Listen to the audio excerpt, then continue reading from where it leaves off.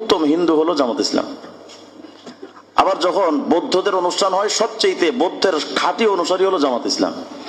আবার যখন খ্রিস্টানরা জামাতের সাথে দেখা যায়, একেবারে পাক্কা খ্রিস্টান হলো জামাত ইসলাম। আবার যখন মসজিদে যায়, একেবারে হাসান বসরি। তার মানে রহমান ভি খুশ হো, শয়তান ভি নারাজ না হো। মানে আল্লাহরেও খুশি রাখতে চায়, শয়তানকেও নারাজ করতে চায় না।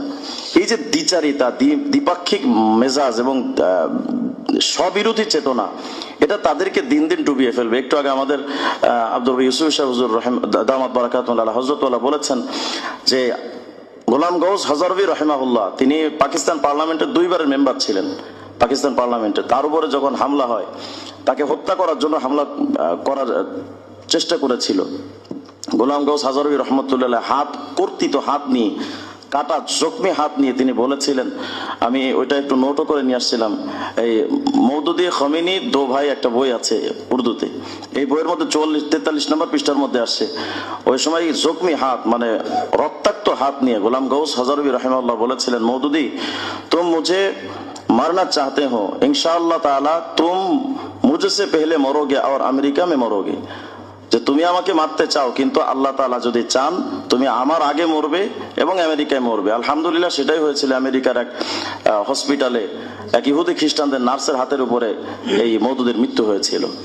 বাস্তবতা হলো এই যে মওদুদিবাদ, এখন যে দেখছেন, গতকালকে আমাদের জামাত ইসলামের তাহের সাহেব যে বলেছেন যে তারা আমেরিকান এম্বাসি নির্দেশনা যেভাবে দিয়েছে বা সেভাবে তারা এই জোটটা গঠন করেছে, এবং এই ক্ষেত্রে শুধু ইসলামপন্থীদের রাখা যাবে না সে ব্যাপারে স্পষ্ট করেছে। আসলে বাস্তবতা হলো এই জামাত ইসলামের জন্মটা, শুধু আমরা তাকে মুনাফিকই বলেছি, মুনাফিকের মধ্যে সবগুলো ভেতরে লুকিয়ে আছে।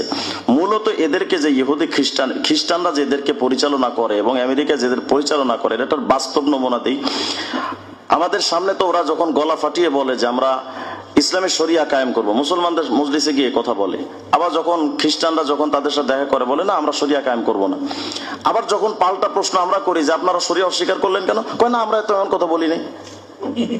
মানে এদের কথাটা শুধু দ্বিপাক্ষিক না, একেবারে ত্রিমুখী কথা। তারা মুখে প্রথম বললো আমরা শরিয়া কায়েম করতে চাই, কোরআনের শাসন চাই, কোরআনের আইন চাই, সৎ লোকের শাসন চাই, এই স্লোগান দিয়ে সামনে আসলো।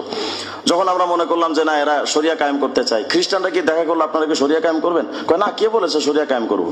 আবার যখন আমরা পাল্টা প্রশ্ন করছি, আপনারা যে একটু আগে বললেন আমাদের স্লোগান দিয়েছেন আপনারা কোরআনের আইন কায়েম করবেন, কয় না আমরা তো